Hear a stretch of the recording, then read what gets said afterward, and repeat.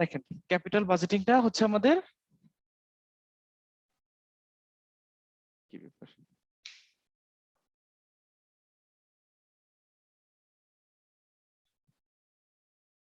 আচ্ছা বলতে থাকি আমি। ক্যাপিটাল বাজেটিং হচ্ছে আমাদের investment in long term assets বা স্যার ইনভেস্টমেন্ট। আপনার নেটওয়ার্ক ব্যান্ডউইথ অনেক লো স্যার। আপনি কি বলেন, নেটওয়ার্ক তো ঠিকই দেখাচ্ছে। স্যার আপনার স্ক্রিন আছে স্যার, আপনার নেটওয়ার্ক ব্যান্ডউইথ লো দেখাচ্ছে। আল্লাহ, আমি ক্লাস নিলে আপনাদের সাথে এরকম সমস্যাগুলো হয়, অন্য মানে স্যার ডিপার্টমেন্টে হয় ভিডিওটা না। অস্পষ্ট ছোট হয়ে আছে আর আওয়াজটাও কেটে কেটে যাচ্ছে। ভিডিওটা স্পষ্ট।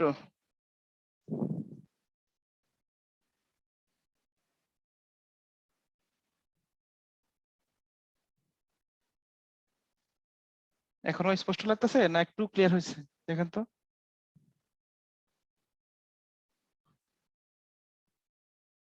প্রচুর গরম। মানে স্যার ইন্টারনেটের কোনো সমস্যার কারণে মানে নেটওয়ার্কের সমস্যার কারণে এমনিতে নেট, স্যার সব প্রত্যেকদিনই পরিষ্কার দেখা যায়। আচ্ছা স্যার দেখা যাচ্ছে না। আচ্ছা তো দেখেন আমাদের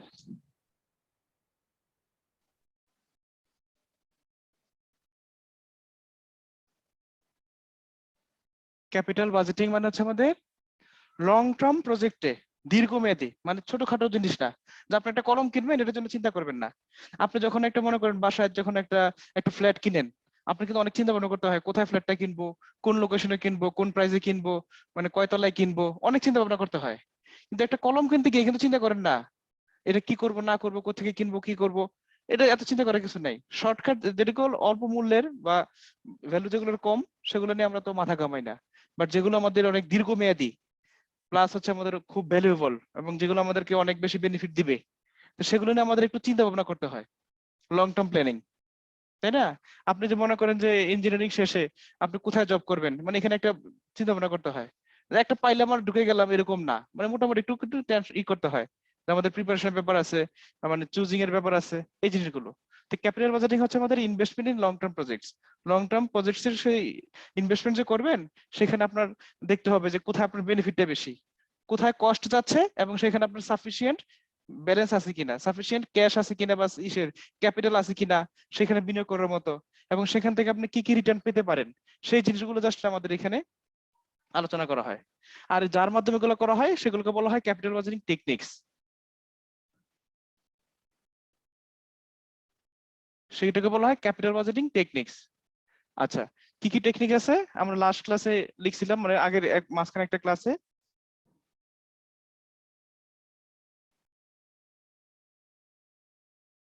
payback period,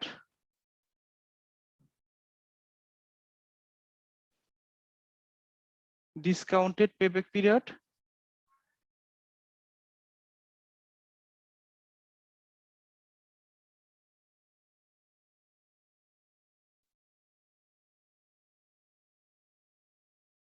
net present value বা এনপিভি লেখা হয় সংক্ষেপে,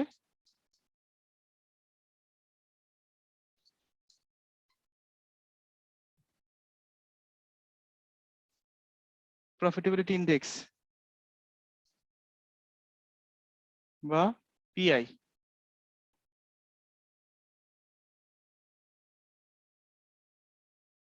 ইন্টারনাল রেট অফ রিটার্ন বা আইআরআর, এবং সর্বশেষ মডিফাইড ইন্টারনাল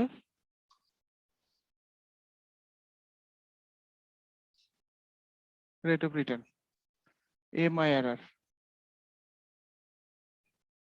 এই 6টা টেকনিক মোটামুটি সব বইতে আছে। তারপরে এছাড়া দুটো একটা টেকনিক আছে, accounting rate of return, average rate of return, আর অনেকগুলো আছে, বাট এই 6টা হচ্ছে আমাদের মোটামুটি কমন। এই দুইটা একই সিস্টেমে করা হয়, বাট ভিন্নতা হচ্ছে আমাদের একটা ডিসকাউন্টেড আর এটা নন ডিসকাউন্টেড। এই দুইটা একই সিস্টেমে করা হয়, এটা হচ্ছে একটা রেশিও বের হয় আর একটা হচ্ছে আমাদের অ্যাবসলিউট ফিগার বের হয়। এই দুইটা একই সিস্টেমে করা হয়, মানে একটা হচ্ছে আমাদের ইস্যুর উপর ধরা হয় যেই রেটে বিনিয়োগ করা হয়েছে সেই রেটে রেটটা ধরা হয় আর এখানে মডিফাইড করা হয় আর কি। তো দেখেন আমাদের এই 6টা টেকনিক। আচ্ছা, এখন আমরা একটা একটা করে আসি।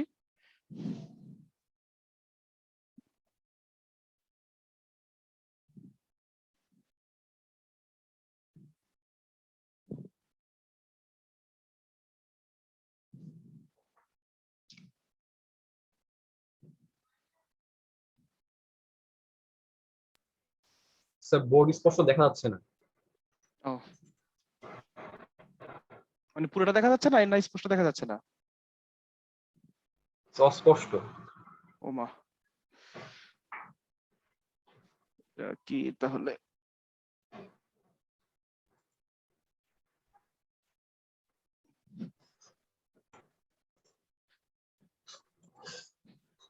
মার্কার গুলোতে ভালো না, রেড লিফ পাই না এখানে আশেপাশে।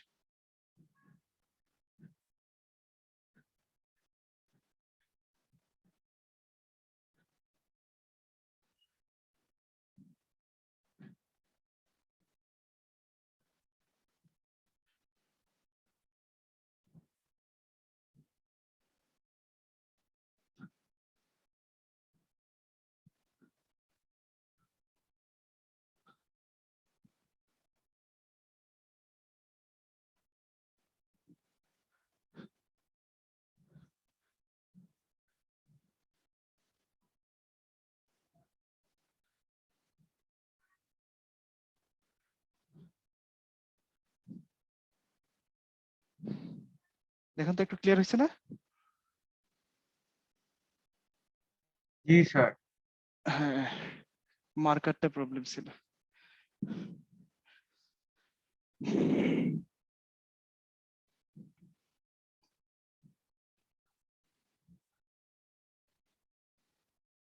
Payback period. পেব্যাক পিরিয়ডটা হচ্ছে আমাদের এই যে আজকে আপনি টাকা বিনিয়োগ করবেন, এটা কতদিন পরে পাবেন। এখন একাধিক প্রজেক্টের মধ্যে যেটা আপনি আগে পাবেন ফেরত, সেখানে আপনি বিনিয়োগ করবেন। দুইটা প্রজেক্টে আপনার বিনিয়োগ করবেন। ধরেন এখানে একটা দুটো প্রজেক্ট, ধরেন একটা প্রজেক্ট এ আর একটা প্রজেক্ট বি। এখানে ইনিশিয়াল ইনভেস্টমেন্ট মানে হচ্ছে ইয়ার জিরো, অথবা আপনি এখানে ইয়ার লিখলাম, এখানে 0, 1, 2, 3, 4, 5। ধরেন 5 বছর মেয়াদী দুটো প্রজেক্ট আপনার হাতে আসছে, প্রজেক্ট এ, প্রজেক্ট বি। আচ্ছা, তো প্রজেক্ট এ তে আজকে আপনার টাকা লাগবে ধরেন 10 লাখ টাকা, মাইনাস আজকে আপনার কাছে টাকা লাগবে 10 লাখ টাকা, এটা ধরেন 8 লাখ টাকা লাগবে বা সমানও লাগতে পারে। আচ্ছা, তো দেখেন আমাদের এখানে যেটা হচ্ছে যে আমি এখানে কি করতেছি, আজকে যদি 10 লাখ টাকা দেই, আমার এখানে কি আসবে, 1 বছর পরে আমার এখান থেকে রিটার্ন আসবে ধরেন 4 লাখ টাকা, পজিটিভ ভ্যালু 4 লাখ টাকা আসবে। এখান থেকে ধরেন আবার এর পরে বছর আসবে 3 লাখ টাকা। আচ্ছা, ধরেন আবার 4 লাখ টাকা আসবে, এরপর ধরেন 2 লাখ টাকা আসবে। আমরা এমনিতেই লিখলাম একটা ফিগার। আচ্ছা, এরপর ধরেন আরো আরো 1 লাখ টাকা আসবে।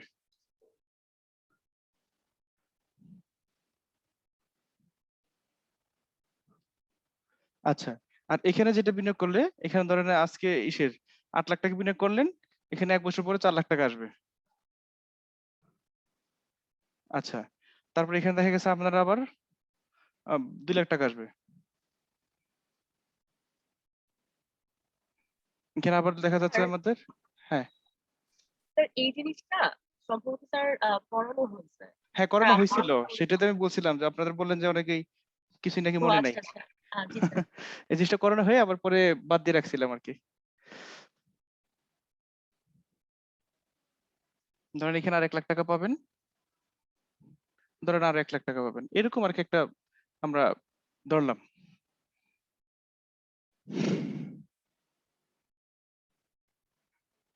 আচ্ছা, তো এখন দেখেন আপনাদের যে জিনিসটা কি আসতেছে, এখন আপনি কোনটা বিনিয়োগ করবেন। এখন যদি বলি according as per payback period which project is more profitable, অথবা আপনি which of the above projects will you invest your money in, তো দুটোর মধ্যে কোনটা আপনি টাকা বিনিয়োগ করবেন, প্রজেক্ট এ তে না প্রজেক্ট বি তে, পেব্যাক পিরিয়ড অনুযায়ী। তো এটা কি করতে হবে, পেব্যাক পিরিয়ড বের করতে হবে। পেব্যাক পিরিয়ড বলতে দেখেন আপনি আজকে দিচ্ছেন 10 লাখ টাকা, আপনি 5 বছরে কত টাকা পাচ্ছেন দেখেন, সব টাকাগুলো পাচ্ছেন, এটা কিন্তু মাইনাস না, সব পজিটিভ ফিগার। 4 লাখ আর 3 লাখ 7 লাখ, 7 আর 4 11 লাখ, 11 আর 2 13 আর 1 14, এখানে আপনি 14 লাখ টাকা পাচ্ছেন।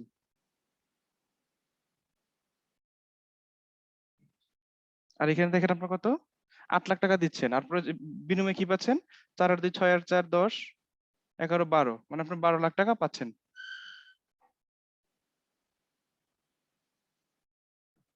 দুটোর মধ্যে আপনার 4 লাখ টাকা প্রফিট আসতেছে।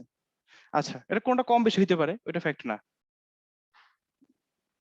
এখন কথা হচ্ছে আপনি কোনটা বিনিয়োগ করবেন, প্রজেক্ট এ তে না বি তে। যদি আমি পেব্যাক পিরিয়ড বের করি, পেব্যাক পিরিয়ড মানে কি, যেইটার টাকাটা আপনার আগে আসবে।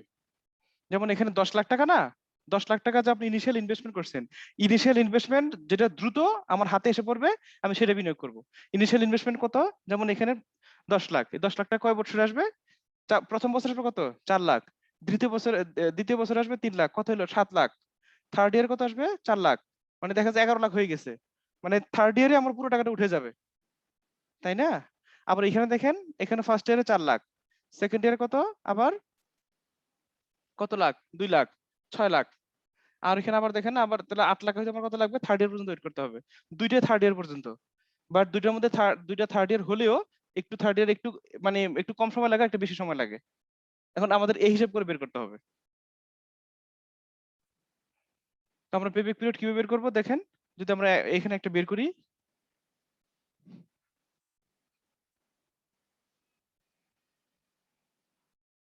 এই যে প্রজেক্ট এ, আপনি যেটা করবেন প্রজেক্ট এর জন্য, এখানে হচ্ছে আমাদের ক্যাশ ফ্লো। আচ্ছা, আবার এটা হচ্ছে আমাদের cumulative cash flow.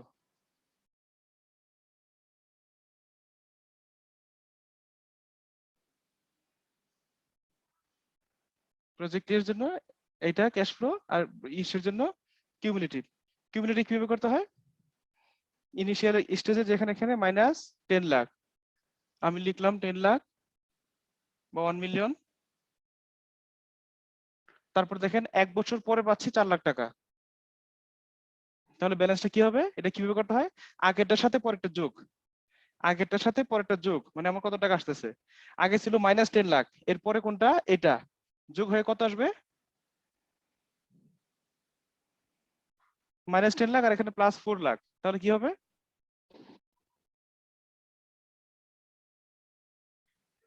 6 lakh. 6 lakh 6 lakh, plus না minus, minus minus, still minus 6 lakh, আবার এখান থেকে আবার প্লাস 3 লাখ, তাহলে কত আসবে,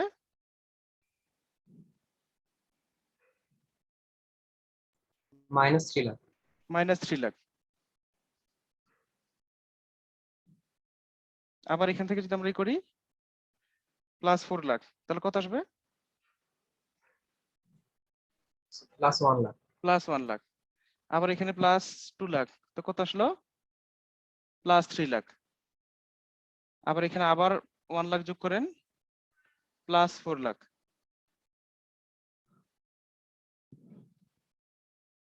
আচ্ছা, তাহলে এখানে পেব্যাক পিরিয়ড কত হবে, অতএব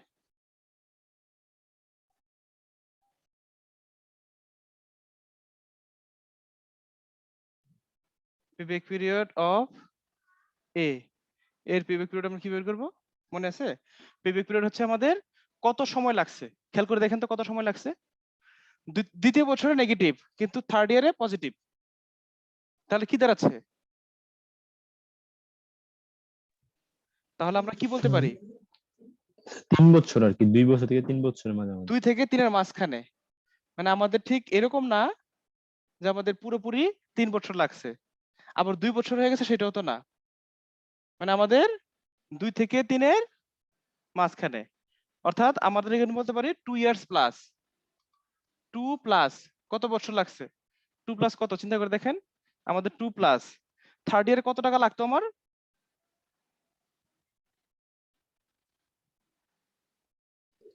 স্যার থার্ড ইয়ার 3 লাখ লাগতো স্যার। 3 লাখ লাগতো, পাইছি কত থার্ড ইয়ারে, 4 লাখ।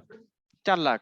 তো এখানে একটা অ্যাজাম্পশন করে নিতে হয়, একটা অ্যাজাম্পশনটা কি, যে আমি যে 4 লাখ টাকা পেলাম, এটা কি কোনো একটা পয়েন্টে পাইছি না সারা বছর ধরে পাইছি?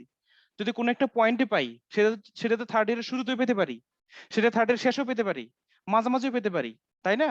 আর আমি যদি অ্যাজিউম করে নেই যে সারা বছর ব্যাপী আমি 4 লাখ টাকা পাইছি, তাহলে কি দাঁড়াচ্ছে যে আমার 3 লাখ টাকার জন্য কতদিন সময় লাগতো?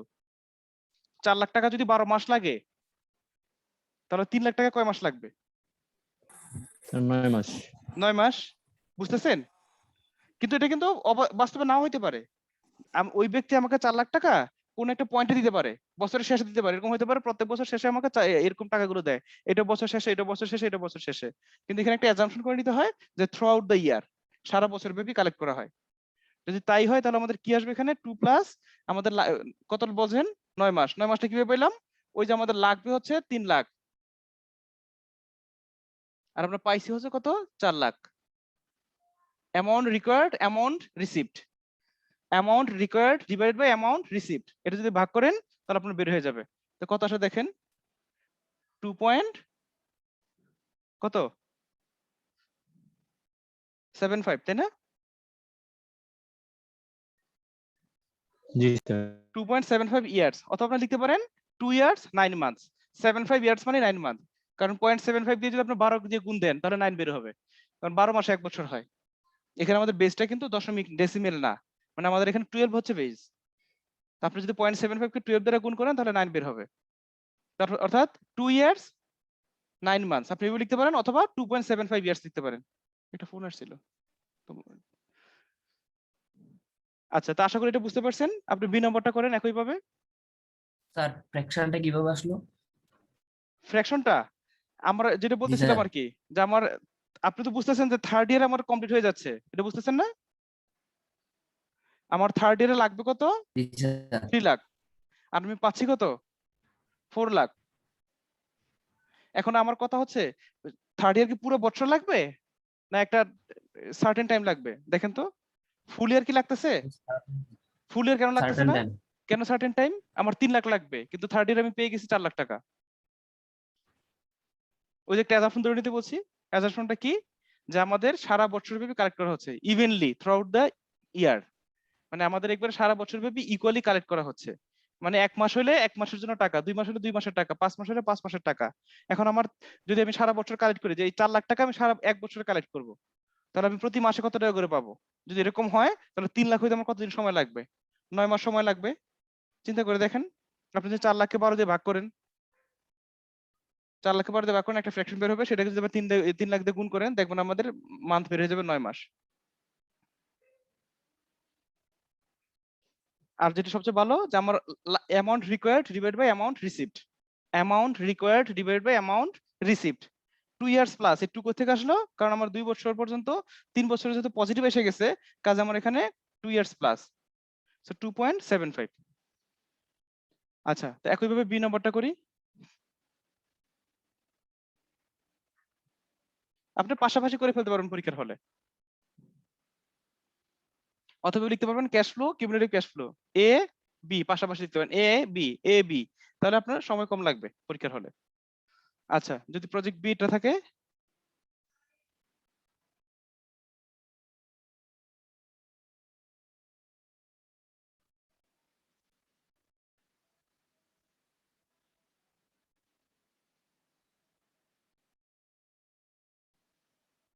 আচ্ছা এখানে আমাদের ইনভেস্টমেন্ট ছিল 8 লাখ, তারপর এখানে ছিল কত 4 লাখ, তারপর দিছিলাম 2 লাখ, তারপর কত ছিলাম 4 লাখ না? একটু বললেন তো ভুল হচ্ছে কিনা, আবার আমার মনে নেই ফিগার কি লিখছিলাম। টোটাল 12 লাখ ছিল, 4 2 6 8 4 10 11 12, ঠিক আছে না? এরকম ছিল না? জি স্যার, এরকমই ছিল আচ্ছা স্যার। আচ্ছা, হোক একটু কম বেশি হলে সমস্যা নেই, আপনি ধরে নিন। আচ্ছা, তো এটা কিউমুলেটিভ যদি করি, প্রথমে 8 লাখ নেগেটিভ, এটার সাথে 4 লাখ যোগ হয়ে যাবে, তো নেগেটিভ 4 লাখ, আবার 2 লাখ অ্যাড হয়ে যাবে, নেগেটিভ 2 লাখ, আবার এটার সাথে অ্যাড হয়ে যাবে 4 লাখ, তো পজিটিভ 2 লাখ, তারপর এখানে আবার যোগ হয়ে যাবে 3 লাখ, আবার এখানে অ্যাড হয়ে যাবে 4 লাখ। আচ্ছা, এটাও কিন্তু 2 প্লাস, এটাও হচ্ছে 2 প্লাস। এখন 2 প্লাস কত দেখেন আমাদের এখানে স্যার। থার্ড ইয়ারে। হ্যাঁ বলেন। স্যার আমাদের এক্সামে লেখার সময় কি এই তীর চিহ্নগুলো না দেওয়া না লাগবে? না না না, এটা বোঝানোর জন্য দিছি। তীর চিহ্ন দিয়ে কেন দিবেন?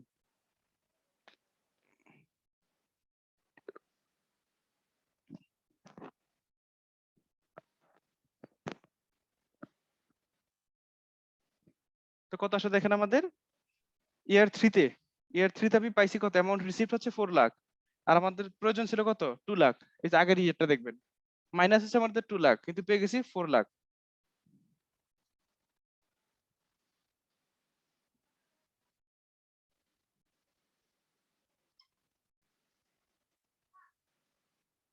টু পয়েন্ট 5 ইয়ার্স, 2.5 বছর মানে 6 মাস, 2 বছর 6 মাস।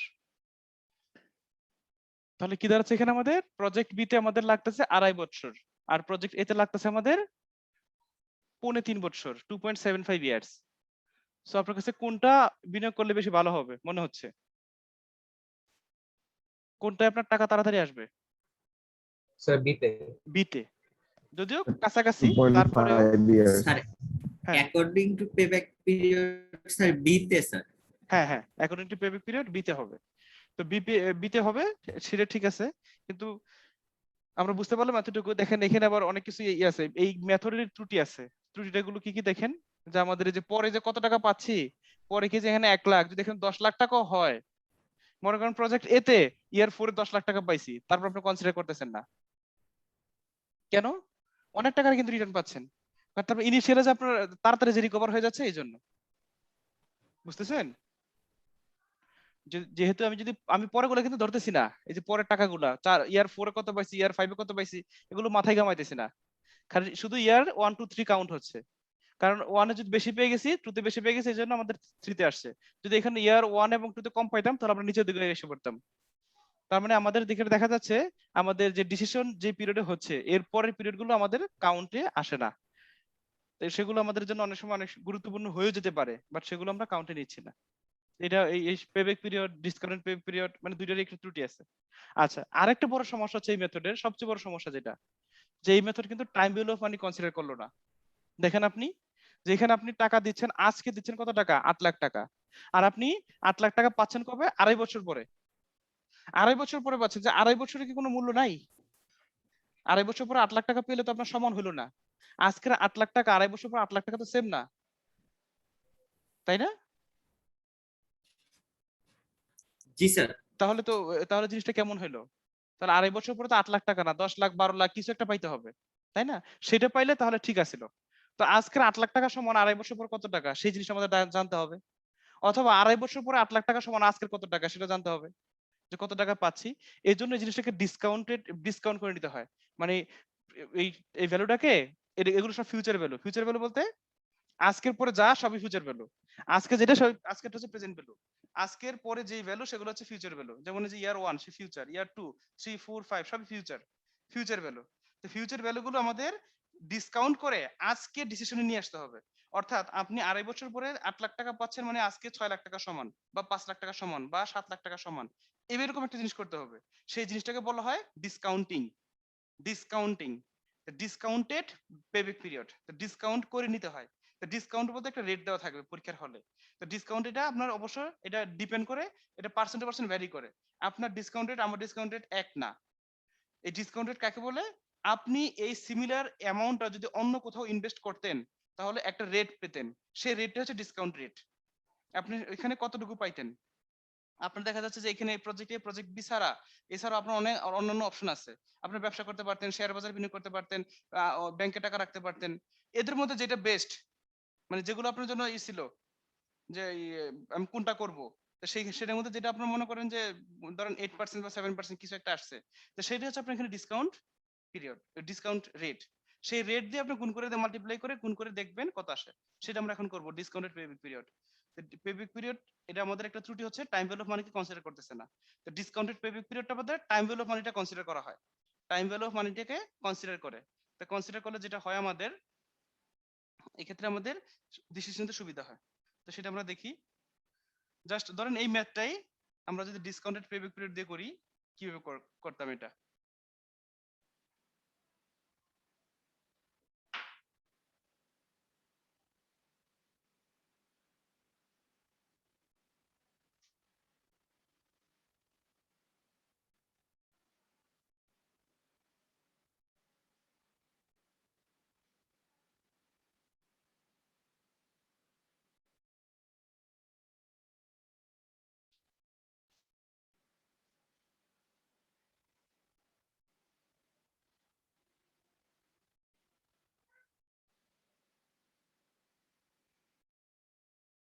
ডিসকাউন্টেড পেব্যাক পিরিয়ড ধরেন সেম ম্যাথ, প্রজেক্ট এ প্রজেক্ট বি, কি দেওয়া আছে এখানে আমাদের ইয়ার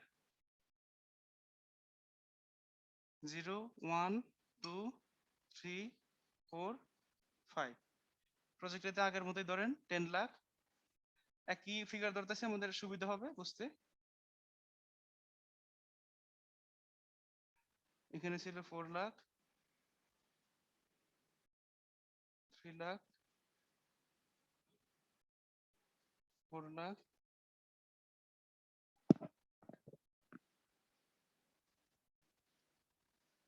2 লাখ, 1 লাখ। এখানে ছিল 4 লাখ, এখানে 2 লাখ,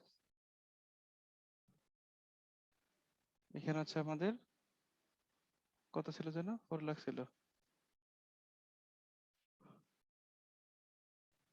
এখানে 1 লাখ, এখানে 1 লাখ। আচ্ছা, এখন আপনি এই ম্যাথটা করবেন discounted payback period with rate একটা সার্টেন পার্সেন্ট ধরতে পারেন। ধরেন আপনি কত ধরতে পারেন, 5%, 6%, 7%, 8%, একটা ফিগার আপনি ধরে রাখেন। ধরেন আমরা এখানে একটা ফিগার ধরলাম, ধরেন 8% যদি করি, 8% রিয়েলিস্টিক মোটামুটি, কারণ 3-4% কম হয়ে যায়, আবার 10-12% এখন বেশি হয়ে যায়, মানে এখন তো অনেক রেট কমে গেছে অনেক জায়গাতে, ব্যাংকেও রেট কমে গেছে। এখন যদি আমি 8% রেটে করি তাহলে আমি কি করব, একই সিস্টেমে করব। Payback period, discounted payback period একই রকম সিস্টেম, শুধু একটা কলাম বাড়বে। ওখানে আমাদের কলাম ছিল 3টা, ইয়ার ছিল, cash flow, cumulative cash flow, 3টা কলাম ছিল। এখানে আরো একটা কলাম বাড়বে, ক্যাশ ফ্লোর পরে ডিসকাউন্টেড ক্যাশ ফ্লো আসবে, তারপর কিউমুলেটিভ ক্যাশ ফ্লো আসবে। যদি আমি এটা সলভ করতে যাই তাহলে দেখেন আমাদের কি আসতেছে, প্রজেক্ট এতে আমাদের এই ফিগারগুলো দেওয়া আছে, আমরা এখানে লিখবো যেটা এই প্রজেক্ট এর জন্য এটা হচ্ছে আমাদের ক্যাশ ফ্লো। আচ্ছা, তো আপনি যে এখানে কিউমুলেটিভ করে ফেলছিলেন, এখানে লিখতে হবে আমাদের discounted cash flow.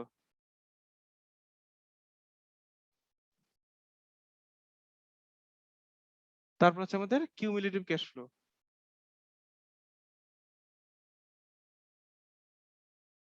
Cumulative cash flow মানে কিউমুলেটিভ ডিসকাউন্টেড ক্যাশ ফ্লো আর কি, এটার কিউমুলেশন। আচ্ছা, এখানে একটা ডিসকাউন্ট ফ্যাক্টর থাকবে যে 8%, রেট দিয়ে গুণ করতে হবে 8%। আচ্ছা, এটা কি করব দেখেন, আমাদের ফিউচার ভ্যালু থেকে প্রেজেন্ট ভ্যালুতে কনভার্ট করার ওয়ে হচ্ছে এরকম, যে আমাদের প্রেজেন্ট ভ্যালু সমান future value divide by 1 plus i to the power n। এটা এগুলো আপনারা 9-10 বা ইসের পড়ে আসছেন, এগুলো আপনারা চক্রবৃদ্ধি হারে যে একটা ম্যাথ ছিল মনে হয় যে বাড়তে থাকে। এটা হচ্ছে PV, PV means present value, সমান হচ্ছে ফিউচার ভ্যালুকে যদি আপনি 1 প্লাস আই দ্বারা ভাগ করেন টু দি পাওয়ার n দিয়ে, তাহলে আপনাদের এটা কি বের হয়ে যাবে, প্রেজেন্ট ভ্যালু বের হয়ে যাবে। আবার ঠিক ফিউচার ভ্যালু বের করতে গেলে আর গুণ করলে যেটা বের হয় আর কি সেটা। তো আমাদের দেখেন এখানে যদি আমি যেটা ইয়ার 0 সেটার ডিসকাউন্ট করলে একই বের হবে, কারণ এটার পাওয়ার হচ্ছে n, n মানে হচ্ছে n হচ্ছে টু দি পাওয়ার, মানে n হচ্ছে আমাদের ইয়ার, নাম্বার অফ ইয়ার্স, আর i হচ্ছে ইন্টারেস্ট রেট মানে ডিসকাউন্ট রেট। এখানে আইও লেখা যায়, আরও লেখা যায়, আর এখানে এনও লেখা যায়, টিও লেখা যায়, টি মানে টাইম। এক এক বইতে এক এক রকম লিখে। তো আমাদের যদি আমি ইয়ার সেটা করি, দেখেন প্রথমটা যদি করি তো কত আসবে, এখানে ফিউচার ভ্যালু, এখানে ফিউচার ভ্যালু এটাই প্রেজেন্ট ভ্যালু আসলে, বাট এটা যদি আপনি ফিউচার ভ্যালু ধরে করতে চান আর কি, 10 lakh divide by 1.1 plus i, i মানে 8%, 8% মানে কত, 8% মানে 0.08, 8%, 8% মানে 8 ডিভাইড বাই 100 সমান 0.08। So 1 plus I মানে 1 plus I মানে 1 plus 0.08, so 1.08 to the power n। যদি আমি এটা করতে যাই, এটার পাওয়ার হচ্ছে 0, যে কোনো সংখ্যার পাওয়ার 0 হলে তার মানটা হয়ে যায় কত 1। আর এখানে 10 লাখ সমান আসবে কত তাহলে 10 লাখ। আর এখানে যদি ইয়ার 0 থাকে তাহলে সেটা আমাদের প্রেজেন্ট ভ্যালু, এটাকে কনভার্ট করার কোনো দরকার নেই আসলে। সো এখানে আমাদের এটাই আসবে। এবার পরেরটা করেন, এগুলো আমাদের একটু সময় নিয়ে করতে হবে, একটু ফ্র্যাকশনে আসবে। আপনার দশমিকের পরের গুলো কাউন্ট করেন না, ওটা কাছাকাছি কোন একটা হোল নাম্বার নিয়ে নিয়েন তাহলে হবে।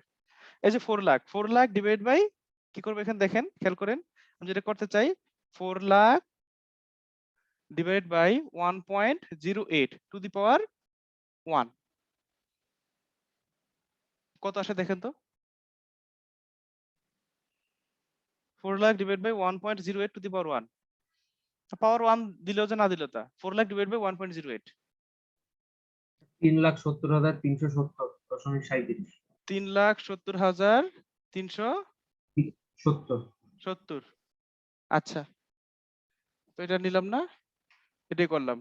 একইভাবে এই যে যদি আমি এটা করি, এবার দেবো এটাকে to the power 2, 3 lakh divide by 1.08 to the power 2, 3 lakh divide by 1.08 to the power 2। 2,57,201। একটু পাশাপাশি আলোচন করেন। 2,57,000 কত বললেন? 201, 201। 201। স্যার এখানে কি অ্যাকচুয়ালি টাইমের সাথে টাকার ভ্যালু কমে যাচ্ছে? হ্যাঁ, কমে যাচ্ছে বলতে কি, এটা বুঝার চেষ্টা করেন। এটা কিন্তু present value. Present value means what? মানে after 2 years I will get 3 lakh টাকা from you, that means I am receiving 2,57,201 টাকা নাও। মানে আপনার 2 বছর পরে 3 লাখ টাকা পাওয়া যায় কথা, আজকে 2,57,201 টাকা পাওয়া একই কথা। এটা আজকের সমান। আপনি যে এই বিনিয়োগ করতেছেন কত টাকা আজকে? 10 লাখ টাকা না? জি স্যার। আর আপনি যে টাকাগুলো পাবেন সেগুলো সব ফিউচারে পাবেন না? জি স্যার, ওগুলোর ভ্যালু কম। ভ্যালু, তাহলে এটা কেমন হলো ব্যাপারটা? এখন মনে হচ্ছে যে এটা তো অনেক ভ্যালুয়েবল, 10 লাখ টাকা দিয়ে 14 লাখ টাকা পাচ্ছি। ফিউচারে তো অলওয়েজ বেশি হবে, অলওয়েজ বেশি হবে, এটা নিয়ে কোনো ডাউট নাই। যদি ফিউচারে এর চেয়ে কমে যায় তাহলে তো এটা আমরা অবশ্যই একবারে লস স্যার এটা প্রজেক্ট। কি ইনফ্লেশন স্যার? না না, ইনফ্লেশন না, ইনফ্লেশনটা ভিন্ন। ইনফ্লেশন হোক বা না হোক, আপনার অর্থের একটা বিষয় আছে না, ইনভেস্টমেন্ট অপরচুনিটি আছে না? ইনফ্লেশন তো একটা আছেই, এখানে কোনো ইনফ্লেশন না। অনেক সময় যেটা হয় রেটটাকে ইনফ্লেশন অ্যাডজাস্ট করে নেয়, যে 8% এর মধ্যে ইনফ্লেশন সাথে অ্যাডজাস্ট করে নেয়। আমি এখানে অ্যাডজাস্ট আনঅ্যাডজাস্ট কিছুই বলি নাই, জাস্ট এটা আমার একটা অপরচুনিটি কস্ট। আমি যদি ব্যবসা করতাম বা অন্য কিছু করতাম, আমার এইটা আসতো, মিনিমাম এই রেটটা আসতো। এটা ইনফ্লেশনও না, মানে এটা কিন্তু 8%, এটা কিন্তু আপনার পার্সেন্ট। এটা আপনারটা, আপনার ফ্রেন্ড এটা কিন্তু 8% না হতে পারে, 7% আসতে পারে, 7.5% আসতে পারে। এটা এক এক ব্যক্তির উপর এক এক রকম, মানে আপনার কতটুকু সুযোগ আছে অন্য কোথাও বিনিয়োগ করার, সেটা হচ্ছে আপনার ডিসকাউন্ট রেট। যদি এরকম থাকে যে আমার অন্যত্র ইনভেস্ট করার বেশি খুব একটা নাই, চান্স নাই, তাহলে আমার রেট আর ডিসকাউন্ট রেট আর কমে যাবে, তাহলে আমি এখানে যা পাবো তাই নিয়ে নিব। আর যদি দেখে যে এর চেয়ে ভালো আমার অপশন আছে, তাহলে তো আমি এটার দিকে তাকাবোই না, তাই না? তো এই যে এখানে 2,57,201 টাকা বলতেছেন যে কমে যাচ্ছে, কমে যাচ্ছে না, এটা হচ্ছে আজকের ভ্যালু সমান। আমি আজকে দিচ্ছি 10 লাখ টাকা, তাহলে আজকের ভ্যালু অনুযায়ী আমি আজকে কত টাকা পাবো। যদি 10 লাখ টাকার চেয়ে 1 টাকাও বেশি পাই, তাহলে আমার সেটার জন্য সেটা আমি লাভজনক মনে করব। কিন্তু আমি ফিউচারে 4 লাখ টাকা বেশি পাচ্ছি, দেখেন 10 লাখ টাকা দিচ্ছি, পাচ্ছি 14 লাখ টাকা, আমার কাছে মনে হচ্ছে আমি 4 লাখ টাকা বেশি পাচ্ছি, এটা কিন্তু ঠিক না। আমি যদি এখানে 1 টাকাও বেশি পাই তাও বলবো এটা আমার পজিটিভ, 4 লাখ টাকা পজিটিভ না। কারণ এইখানে time value of Manike adjust করা হয় নাই, এটাকে অ্যাডজাস্ট করা হচ্ছে। অ্যাডজাস্ট করার পর ডিসিশন নেবেন। এই কনসেপ্টটা কিন্তু স্যার খুবই গুরুত্বপূর্ণ, সেন্ট্রাল কনসেপ্ট একটা, টাইম ভ্যালু অফ মানি। হ্যাঁ বলুন। স্যার ডিসকাউন্টের জন্য যদি স্যার আমি 10 লাখ টাকা ইনভেস্ট করে 12 লাখ টাকা পাই, তখন তো এটা তো আমার লাভ। 10 লাখ টাকার জায়গায় যদি 10 লাখ 2 টাকাও পান তাও আপনার লাভ। এটা এখান থেকে 1 টাকা বেশি পাইলে আপনার কাছে মনে হচ্ছে 2 টাকা বেশি পাইছে মাত্র, না, সবকিছু বাদ দেওয়ার পর 2 টাকা বেশি পাইছেন। আর এখানে সবকিছু ছাড়াই 4 লাখ টাকা বেশি পাইছেন। এখন এখান থেকে বাদটা দিয়ে কি থাকবে সেটা দেখতে হবে। তো এখানে 10 টাকার জায়গায় 12 লাখ আসে, সেটা তো অবশ্যই লাভবান, আপনি অবশ্যই লাভ পাইছেন 2 লাখ টাকা। 2 লাখ টাকা কিন্তু ফিউচারে না, আজকের তুলনায় 2 লাখ টাকা বেশি পাচ্ছেন। ফিউচার চিন্তা করলে তো আরো বেশি পাচ্ছেন, তাই না? বুঝতে পারছি। আচ্ছা, তো এই 4 লাখ টাকা জি করেন। স্যার বুঝতে পারছি। হ্যাঁ, 4 লাখ টাকা কনসেপ্টে নিয়ে আসেন। 4 lakh divide by 1.08 to the power 3। 3,17,532 3,17,532। জি স্যার। আচ্ছা, একইভাবে 2 লাখে করেন 1. 1,47,500 1 লাখ 47,000 1,45,000 47 47 হ্যাঁ 47,000 147005 005। আচ্ছা, তারপর 1 lakh divide by 1.08 to the power 5। 68,058 68058। 68,058। আচ্ছা, এবার আপনি এটা কিউমুলেটিভ করবেন। এখানে এই কলামটা খুব গুরুত্বপূর্ণ, নেগেটিভ। এর সাথে আপনি পাচ্ছেন কত টাকা? 3,70,370। অ্যাড করেন, দেখেন কত আসে। 6 লাখ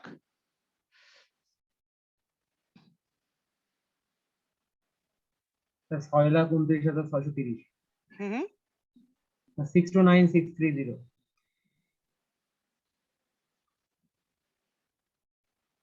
620। স্যার এটা মাইনাস হবে। এখানে 20 হবে না 30 হবে? 630 বলছে। হ্যাঁ 3, সরি। আবার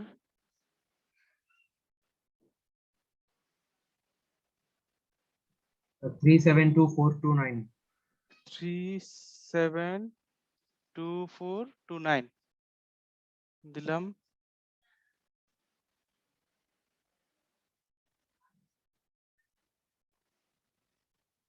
তো 54,897। 897।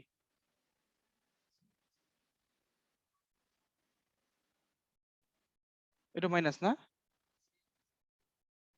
জি স্যার। এবার দেখেন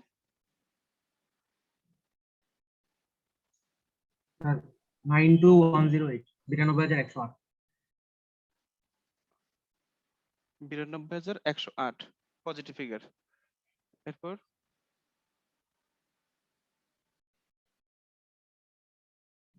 1,60,166।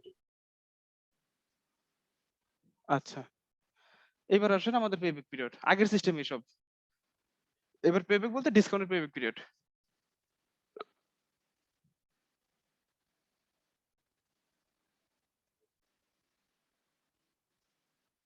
ডিসকাউন্টেড পেব্যাক পিরিয়ড এটা কি আসবে আমাদের এখানে? স্যার হ্যাঁ বলেন। স্যার 92,108 টাকা পজিটিভ ফিগার, ওইটার মানে সিগনিফিকেন্সটা কি বলেছিলেন আরেকবার একটু বলা যাবে? সিগনিফিকেন্সটা বলতে? মানে স্যার মানে আমরা উপর থেকে মানে একবার মাইনাস করে আসতেছি, এখানে এসে আবার আমরা হচ্ছে এটাকে পজিটিভ ফিগার ধরছি, মানে এটার মানেটা কি স্যার? মানে এখানে এসে আমাদের প্রফিট শুরু হয়ে গেছে, ইয়ার 4 এ এসে আমাদের আর প্রফিট শুরু হয়েছে। আচ্ছা, আর উপরে মানে সব ওটা লস। লস ছিল। হ্যাঁ লস ঠিক না, মানে আমাদের আরো ওয়েট করতে হবে, মানে আমাদের টাইম দিতে হবে। লস বললাটা আবার ভুল হয়ে যাবে, কারণ আমাদের সবকিছু একটা টাইম থাকে। তো এখন মনে করেন আজকে একটা বিশেষ আপনি একটা কনস্ট্রাকশন কাজে হাতে দিলেন, মনে করেন আপনি একটা ব্রিজ বানাচ্ছেন। একটা ব্রিজ বানালে যে পদ্মা সেতু বানাইতেছে কয় বছর লাগবে? 5 বছর লাগবে ধরেন। আপনার 5 বছর লাগবে ব্রিজ বানাইতে। এখন প্রথম 4 বছর আপনার অনেক টাকা খরচ গেল, আপনি যদি বলেন আমার এত টাকা খরচ গেছে, আমার তো সবই লস। এটা কিন্তু লস না। পঞ্চম বছর আপনি অনেক টাকা পেয়ে যেতে পারেন, যেটা আপনার সব আগের পিছনে সব খরচগুলো কভার দিয়ে ফেলবে। এগুলো লস না, এগুলো নেগেটিভ ফিগার। নেগেটিভ মানে যে সবসময় লস, নট নেসেসারি। স্যার তাহলে আমরা পজিটিভ ফিগার তখন পাবো যখন হচ্ছে আমাদের কিউমুলেটিভ ক্যাশ ফ্লোটা হচ্ছে ডিসকাউন্টেড ক্যাশ ফ্লোর চেয়ে ছোট হয়ে যাবে। কিউমুলেটিভ ডিসকাউন্টেড ক্যাশ পড়ছে মানে ছোট ফিগার আসবে, তখনই তো আমরা বলতে পারি যে আমাদের হচ্ছে আমরা ফাইনালি হচ্ছে লাভ পাওয়া শুরু করলাম। হ্যাঁ। তাহলে এখানে পেব্যাক পিরিয়ডটা কিভাবে আসবে? কয় বছর plus? 4 year plus, sorry sir 3 year plus। 3 years plus, কারণ 4 ইয়ার আমার পুরো লাগে নাই, আবার 3 ইয়ারে কভার হয় নাই, তার মানে 3 প্লাস সামথিং, 3 প্লাস। এখন ইয়ার 3, ইয়ার 4 এ আমাদের লাগবে কত? 54,851 টাকা 97 টাকা পেয়ে গেলে হয়ে যেত, বাট আমরা পেয়ে গেছি ইয়ার 4 এ কত? 1,47,005 টাকা, তাই না? জি স্যার। 39 ইয়ার। তাহলে এখানে কত আসে 54,897 divided by 1,47,005 so 3.37 years. Sir এখানে 92,000 আসতো না কেন নিচে? 92,000 ও 92,000 কেন আসবে? ওটা তো আমার সারপ্লাস রয়ে গেছে। ও ওইটা সরি তো আমার স্যার, সারপ্লাস। আমার ওই ইয়ার 4 এর দরকার কত টাকা? 54,000 54,800 দরকার। আর আমার ওই হাতে আসছে কত 1,47,000 টাকা। ডিফারেন্সটা তো 92,000। ওইটা তো আমার এখানে কোনো কাউন্ট আসতেছে না। ওইটা বুঝতে তো পারছি আমার স্যার। সারপ্লাস। আচ্ছা, একইভাবে বি নাম্বারটা করতে পারবেন না করে দিতে হবে?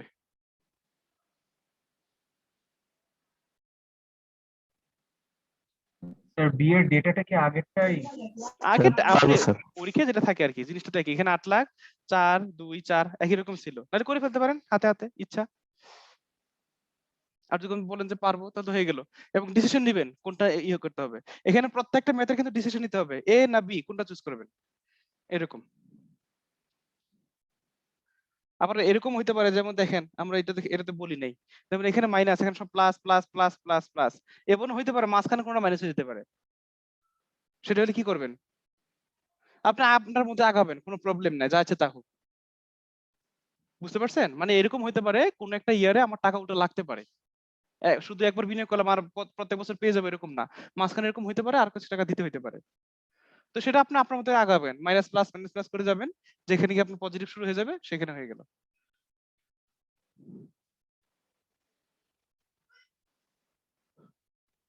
বিনিয়োগটা কি করব?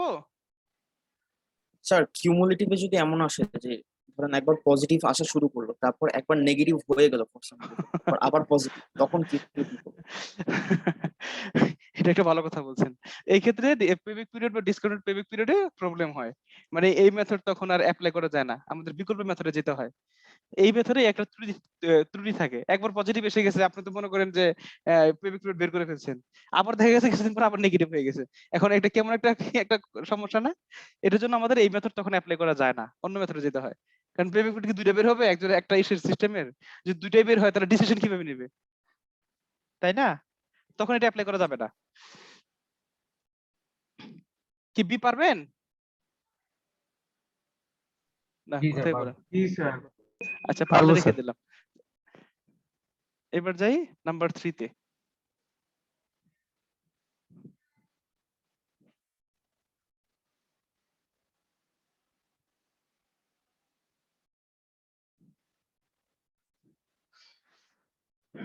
Net present value.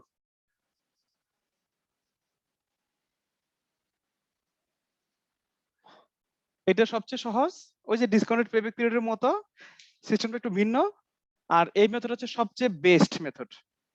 এই মেথড হচ্ছে সবচেয়ে ভালো মেথড। মানে আমাদের যে 6টা মেথড আছে, যত ঝামেলা হোক না কেন, এই মেথডে আপনার যেটা ডিসিশন দিবে সেটাই। কিন্তু অন্যান্য মেথডে আমাদের ডিসিশনে যে উল্টো দিতে পারে, ওই যে বললাম একটু আগে একজন বললেন যে আমাদের মাঝখানে যদি একটা হয়ে যায় তখন কি হবে, সেক্ষেত্রে ডিসিশন উল্টোপাল্টা হয়ে যেতে পারে। কিন্তু এই মেথড কখনো ভুল ডিসিশন দিবে না। মানে ভুল ডিসিশন দিবে না বলতে ওই 6টার চেয়ে ভালো, বাকি 5টার চেয়ে ভালো আর কি। নেট প্রেজেন্ট ভ্যালু, এটা আপনি মনে করেন যে এই ফিগার দিয়ে করতে পারেন। যেমন যেটা বলতেছিলাম প্রজেক্ট এ, প্রজেক্ট বি, যদি আপনি এই ম্যাথটা আপনি বারবার দেখাইতেছি, একই ম্যাথ বারবার যদি করি, তাহলে আপনার ইমন থাকবে যে কিভাবে হচ্ছে। ধরেন এখানে ইয়ার 0 1 2 3 4 5, এখানে আমাদের ছিল 10 লাখ নেগেটিভ, এখানে 8 লাখ নেগেটিভ।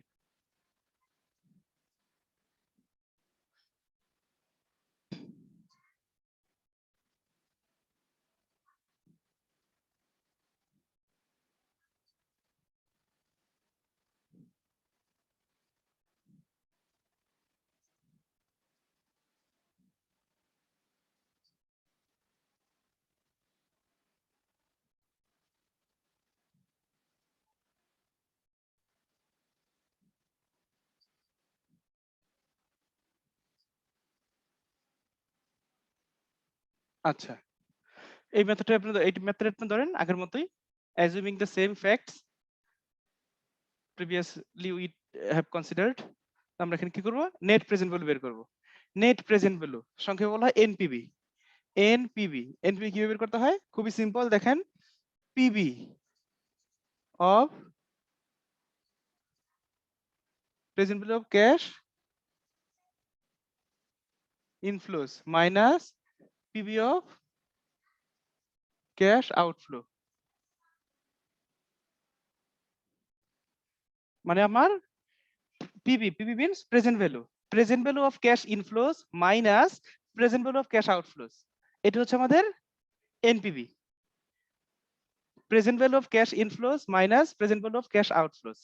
আপনি জাস্ট টোটাল ইনফ্লো থেকে টোটাল আউটফ্লো মাইনাস করবেন, প্রেজেন্ট ভ্যালু কিন্তু কোনো ফিউচার ভ্যালু না, মানে সবগুলো ইনফ্লো যোগ করলাম আর এটা মাইনাস করে দিলাম, ব্যাপারটা এরকম না। আচ্ছা, তো দেখেন আমাদের এটা যদি করতে চাই এটা আমরা কিভাবে করব? Present value of cash inflow গুলো কি কি এখানে দেখেন, প্রজেক্ট এর যদি আমরা করি, মনে করেন যে এখানে প্রজেক্ট এ টা বের করব, এটার জন্য কি করব, ইনফ্লো কোনগুলো 4 লাখ, 4 লাখ এর কয় বছরের, 1 বছরের, তাহলে এখানে আমি কি করব, এই একই রেট ধরেন 8%, আমরা যেটা করে আসছিলাম, তাহলে আপনাদের ক্যালকুলেশন সুবিধা হবে, কারণ একটু আগে যেটা দেখে আসছিলেন সেই ফিগারগুলো এখানে লিখবো। 4 lakh divided by 1.08 to the power 1 plus 3 lakh divided by 1.08 to the power 2, আবার এখানে 4 লাখ ইয়ার 3 তে plus 4 lakh divided by 1.08 to the power 3 plus 2 lakh divided by 1.08 to the power 4 plus 1 lakh divided by 1.08 to the power 5 minus কি present value of cash outflow, এই যে 10 লাখ টাকা, এটা present value, এই যে ইয়ার 0 দেওয়া আছে।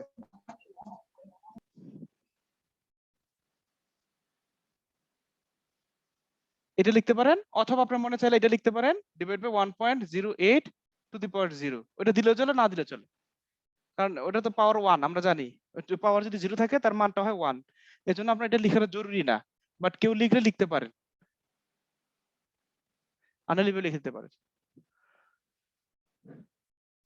এটা খুব সহজ, কম সময় হয়ে যায় এবং এটা আমাদের বেস্ট মেথড।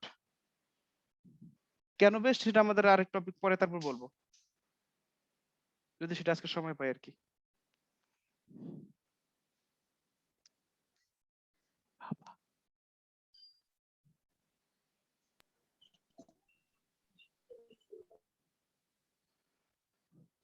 বুঝতেছেন? 1,60,166 আসে। যেটা আসুক, মানে বুঝতে পারছেন তো না সিস্টেমটা? জি স্যার। স্যার এখানেও কি মানে আমাদের হচ্ছে ডিসকাউন্ট রেট হচ্ছে আগের মেথডটা ধরে নিচ্ছি না? আগেটা আমরা ধরে নিচ্ছি, পরীক্ষা আলাদা বলা থাকবে, তবে পরীক্ষা যাই বলা থাক, যদি সবগুলো সিস্টেম, পরীক্ষা সবগুলো মেথড কখনোই আসবে না, এত প্রেসার দেওয়া যাবে না আপনার শিখার জন্য। যদি পরীক্ষা সবগুলো মেথড আসে তাহলে অবশ্যই একই রেট দিতে হবে, কারণ রেট যদি ভিন্ন ভিন্ন হয় বা ভিন্ন প্রজেক্টের ভিন্ন রেট হয় সেক্ষেত্রে কিন্তু আপনার ডিসিশনে আবার সমস্যা হবে। কারণ আপনি যদি মনে করেন যে আপনাদের একটা পরীক্ষা নিলাম, ভিন্ন ভিন্ন কোশ্চেনের পরীক্ষা, জিনিসটা কেমন হয়ে যাবে না?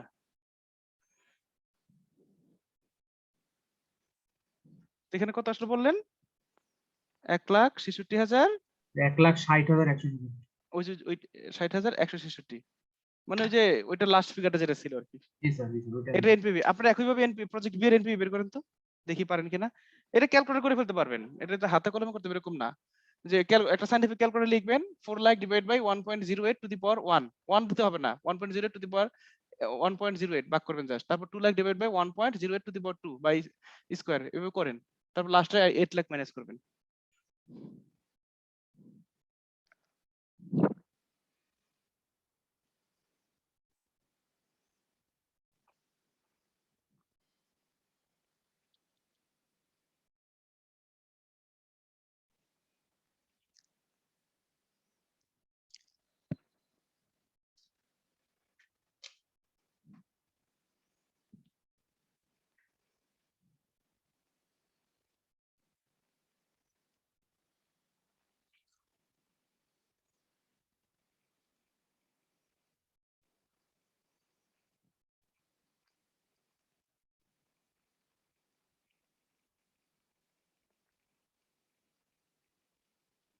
বি এর জন্য বের করব?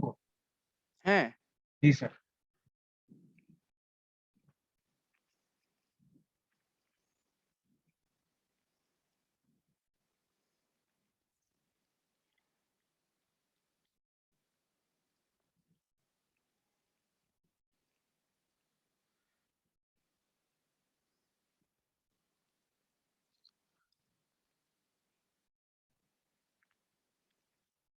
স্যার 2,09,32 সম্ভবত।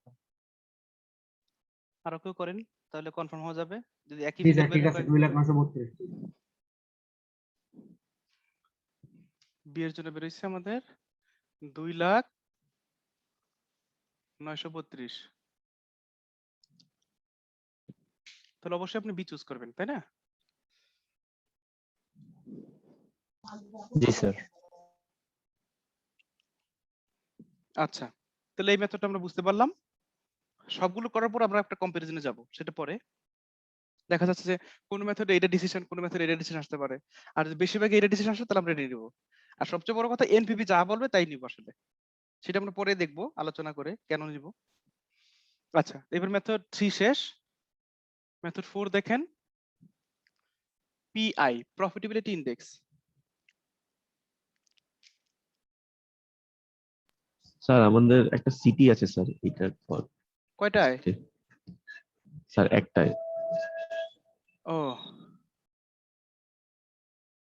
আমি তো আরো ভাবলাম তো দেরি করে শুরু করে দেরি করে স্যার মনে ওই যে আপনাদের ম্যাডামের আবার ক্লাস ছিল 11:30 শেষ হয়, আমি বলছি আজকে একটু আগে শেষ ছেড়ে দিতে, একটু আগে ছাড়ছে, সবাই জয়েন করতে করতে আবার শুরু করলাম।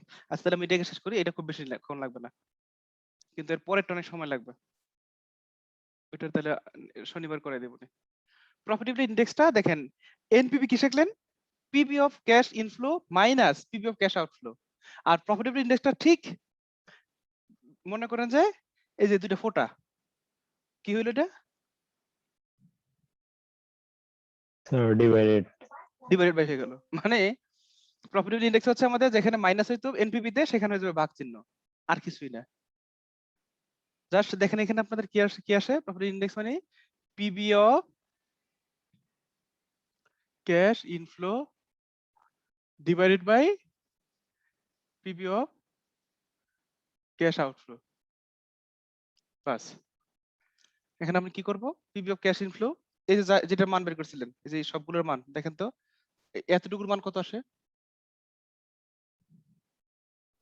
স্যার এটা হচ্ছে 1160166।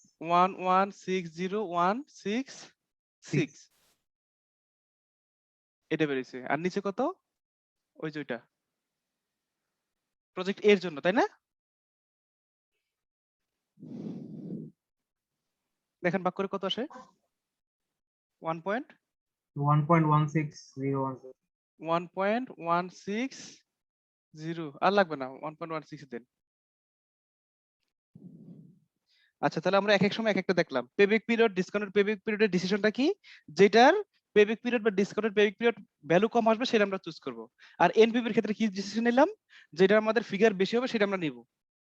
আর এখানে যে প্রফিটেবিলিটি ইন্ডেক্সের ক্ষেত্রে মানে এটা তো এনপিপি দিয়েই করা হয়, এনপিপি তে যে ডিসিশন আসে এটা তো একই ডিসিশন আসে, বাট ডিসিশন ক্রাইটেরিয়াটা কি? ক্রাইটেরিয়া হচ্ছে একের চেয়ে বেশি হলে সেটা ভালো। যেমন এখানে 1,60,166 আসছে, এটা যদি ব্র্যাকেট আসতো মানে নেগেটিভ আসতো তাহলে এটা আমরা চুজ করতাম না।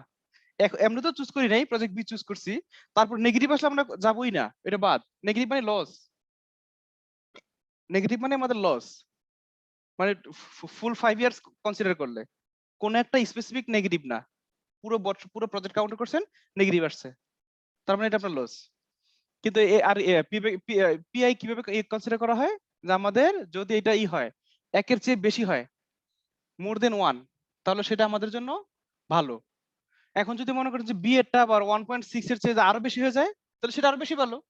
কিন্তু 1 এর চেয়ে নিচে নেমে গেছে, দুইটাই যদি 1 এর নিচে নেমে যায় তাহলে দুইটার কোনোটাই ভালো না। দুইটা যদি 1 এর চেয়ে নিচে নেমে যায় তাহলে দুইটার কোনোটাই ভালো না। তার আচ্ছা, মানে পিভি 1 এর চেয়ে বেশি হইলেই প্রফিট, আর যেটা বেশি সেটা নিই। হ্যাঁ, পিবি যদি আপনার পিবি না জি স্যার পিআই। পিআই যদি একের চেয়ে বেশি হয় তাহলে সেটা আমার জন্য ভালো। কিন্তু একাধিক প্রজেক্টের ক্ষেত্রে পিআই যার যত বেশি সেটা বেশি ভালো। আর পিআই যদি মনে করেন দুইটারই একের চেয়ে বেশি, মনে করেন এখানে আপনি বি নাম্বারটা করেন না, এটা তো 1.16 বেরিয়েছে, বি নাম্বারটা আপনি করেন 1.25 আছে। 1.25। দেখেন আপনার কিন্তু দুইটাই কিন্তু একের চেয়ে বেশি বের হয়েছে, দুইটাই কিন্তু বেটার, দুইটাই কিন্তু ভালো, দুইটাই কিন্তু আপনার পজিটিভ। আপনার যদি ক্যাশ টাকা থাকে, যেমন এখানে 10 লাখ, এখানে 8 লাখ, 18 লাখ টাকা যদি আপনার হাতে থাকে, তাহলে আপনার দুইটাই অপশন নেওয়া উচিত। কিন্তু কিন্তু আপনার কাছে নিতে হবে যে কোনো একটা, যদি এরকম থাকে যে আপনার কাছে হাতে হাতে 10 লাখ টাকা, হয় আপনি বি নিতে পারবেন, নতুবা এ নিতে পারবেন। এই ক্ষেত্রে আপনার কি করা উচিত? 10 লাখ টাকা আছে, আপনি মনে করেন 10 লাখ টাকা আছে, তাহলে এ নেই, এ নিতে হবে না, আপনি বি নেন, এই 2 লাখ টাকা অন্য কোথাও খাটায় রাখেন, আপনার বেনিফিট বেশি আসবে, কারণ এর চেয়ে বি বেশি ভালো। ওই 2 লাখ টাকা অন্য কোথাও ইনভেস্ট করেন, সমস্যা নাই। কিন্তু আপনি যখন এ নিবেন, দেখা যাবে আপনার ইনভেস্ট প্রফিট আসছে, অবশ্যই প্রফিটেবল, কিন্তু বি নিলে আরো বেশি প্রফিটেবল হইতো। মানে দুইটাই পজিটিভ। আর যদি অ্যাভেলেবল ফান্ড থাকে তাহলে দুইটাই নেন, কোনো প্রবলেম নাই। আর যদি মনে করেন আপনার হাতে 10 লাখ টাকা আছে, খেয়াল করেন এইটাও মনে করেন যে 0.16 বের হয়েছে, এখানে 0.25 বের হয়েছে, তাহলে কি করবেন? আপনি মনে করবেন কোনটা ইনভেস্ট করব? না, কোনোটা ইনভেস্ট করবেন না, দুইটাই বাদ। টাকা ঘরে পড়ে থাকা ভালো। মানে কারণ অন্য জায়গাতে আপনার এই যে 8% যে আসছে, এটা অন্য জায়গা থেকে 8% আপনি পাচ্ছেন, আর এখানে দিলে আপনি অনেক কম পাচ্ছেন, তো আপনি এটা ইনভেস্ট করবেনই না। বুঝতেছেন?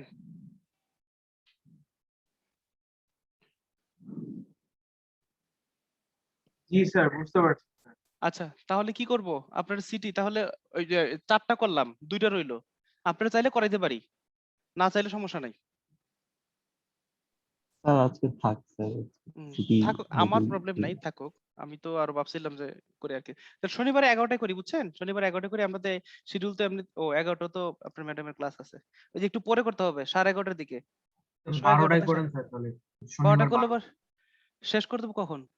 আবার আবার সিটি বা ওই যে 1টা বাজে শেষ না, একটু পরে শেষ করতে যাচ্ছি আর কি।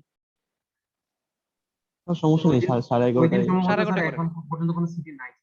ও আচ্ছা, 11:30 করেন তাহলে। আচ্ছা জি স্যার। আর ওই সময় আবার নামাজের টাইম হয়ে যায়, খাওয়ার টাইম হয়ে যায়, ইসের টাইম 1টা 20 আগের বেজে দিন যায়। আমাদের যে টপিকটা পড়াইছিলেন অপারেটিং কস্টের, ওইটার পিডিএফটা মনে হয় দেন নাই তো ক্লাস। পিডিএফ দেই নাই? স্যার দিয়েছেন স্যার, দিছি তো। অপারেটিং কস্টের ক্লাস। হ্যাঁ, ওইটা আমি তো বলছিলাম তো, এটা ইম্পর্টেন্ট না, তারপরেও আপনাদের একটু দেখাইছিলাম। এখন যদি আমার ওই যে ওইটা সাবরিনা কি আমার আমাদের আগে বলতো, সিলেবাসের মধ্যে থাকবে তাহলে? সিলেবাসে আছে, ওই যে শেষে বলে দিব যে এটা কম গুরুত্ব দিয়ে পড়তে আর কি। আচ্ছা জি স্যার, হ্যাঁ। ব্যাপার হচ্ছে যে টপিক খুঁজে পাচ্ছিলাম না, তো যদি আমাকে যদি আবার সাবরিনা ওই যে শনিবার আগেই বলতো, তাহলে ও অপারেটিং কস্টিং না পড়ে আপনাদের এগুলো পড়াইতাম, আরো ম্যাথ নিয়ে টিয়ে অনেক কিছু করাইতে পারতাম। আমি আপনাদের ম্যাথ দিব প্র্যাকটিস করার জন্য, আরো ওই যে বলছিলেন যে কস্ট শিট আরো দেওয়ার জন্য, ক্লাসে যেগুলো আরো দেওয়ার জন্য আমি রেডি করতেছি আর কি। স্যার আপনি কি আমাদের অ্যাসাইনমেন্ট হ্যাঁ হ্যাঁ, স্যার আপনি কি আমাদের একটা অ্যাসাইনমেন্ট নেবেন? অ্যাসাইনমেন্ট দেখি নিতে পারি, কারণ টপিক তো হয়ে যাচ্ছে, একটা অ্যাসাইনমেন্ট নেওয়ার চিন্তা ভাবনা করতেছি। জানাবো না, শনিবার বলে দিব না। ও আপনাদের নেক্সট উইকের লাস্ট, ঈদের আগে লাস্ট ক্লাস না? জি স্যার। আচ্ছা, অ্যাসাইনমেন্ট দিলে তো আর আপনাদের টাইম কোনো প্রবলেম নাই, নেক্সট শনিবার দিয়ে দিলেই হবে।